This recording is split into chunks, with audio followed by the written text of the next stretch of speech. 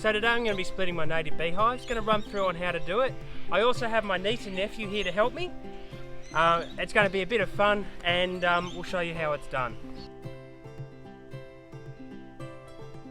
These bees come from the family Apidae. Their scientific name is Tetragonula carbonaria. Their common name is sugarbag or bush bees. So here I've got my boxes that I'm going to be doing the splits into from the other hives. I'll just pull this one apart so you can have a look.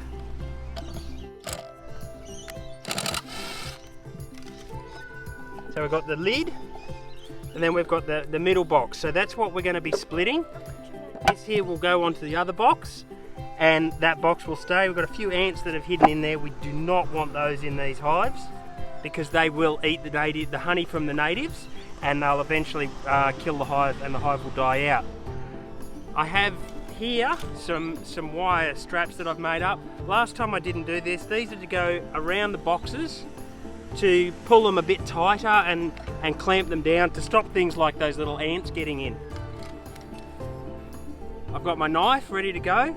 That is, and you'll see me using this, that when we take the box apart, we've got to somehow cut the wax that's in there. So that will slide through, cut through the wax, then we can separate the box. I have here, and now this is very important, this little piece of plastic. It can be a drink bottle. These pieces are from a strawberry punnet that I cut up last night.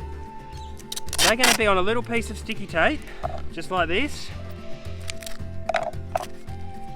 So the bees don't get caught in the sticky tape, and that goes over the hole there so that when we're transporting the hives, the bees cannot escape. I have my masking tape ready to go. When we're doing the splits, the masking tape sits two straps across like that and across like that, so that when we put the box on top, the honey and the wax, the weight of it rests on the masking tape and doesn't all collapse down into the other box.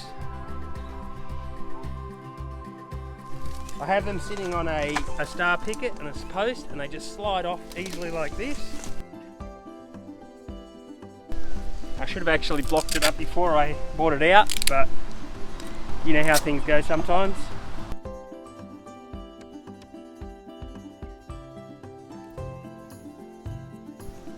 And they have glued this together very well.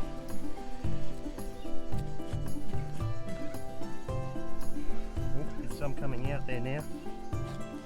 It doesn't feel like there's a whole lot in there, so we'll see.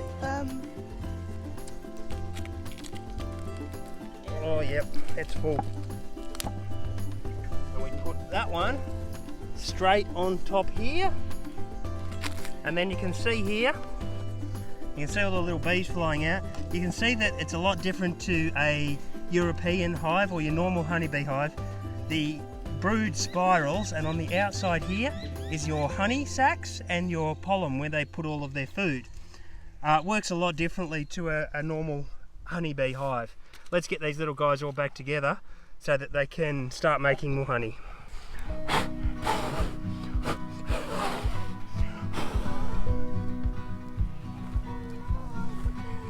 Just sealing this up around here to help them out and stop any ants or anything getting in. Doing this, these little guys get up your nose and all over the place. A little bit annoying sometimes, but they are stingless, so it doesn't matter.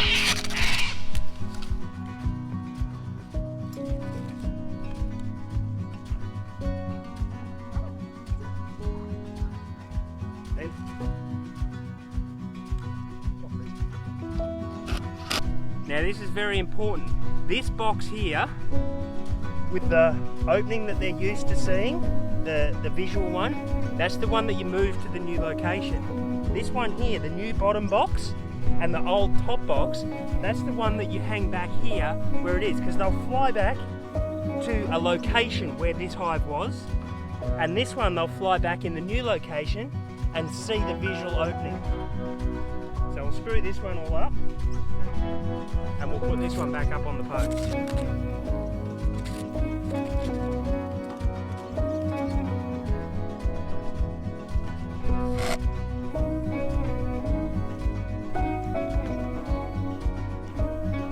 this one here.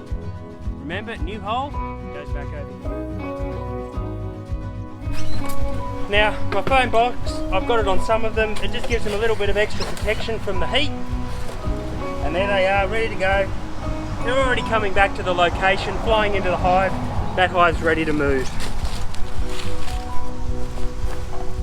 Well, that's one down. I have 7 more to do at this location, and we'll see how we go. I'll just keep going, get them all done. Okay, I'm just about to block this one up. You can see here, the bees have half blocked this up themselves. They'll do that to keep pests, insects, diseases, and weather out when they say fit. So don't worry about it. If they block it up, let them block it up. Don't try and ever unblock it. We're just marking our splits.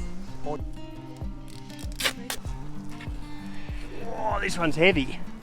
So I'm going to open the top one here so you can have a look.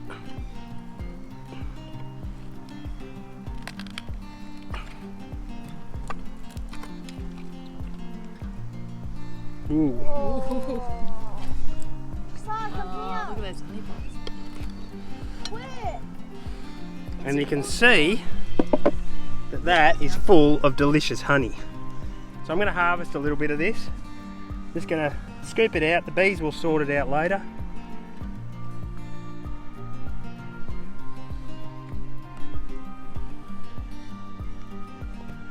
So you can see the honey coming out, and that's why they're called sugar bag bees, because they make these little kind of sacks out of the wax. We'll put them back together now. I think that will do. I want to leave them some. There's not much around because we're in drought at the moment, but I do want to taste it. That's delicious. It's very fruity. So when we're splitting them, these guys will make their own new queens to make the new colony.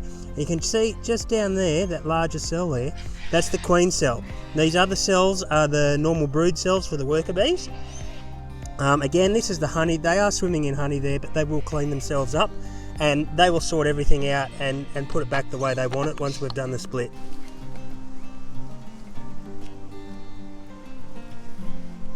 Now's a good time to talk about this.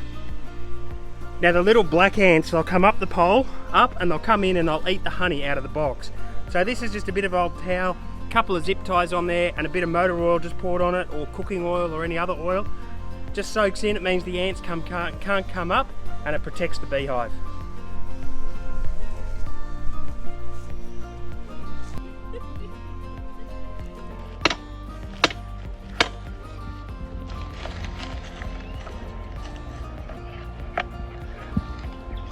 And this is the new home, bushland on private property.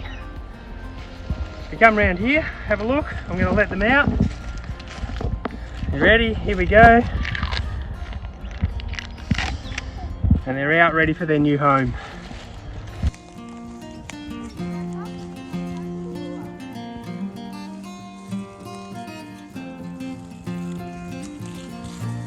Nice new home.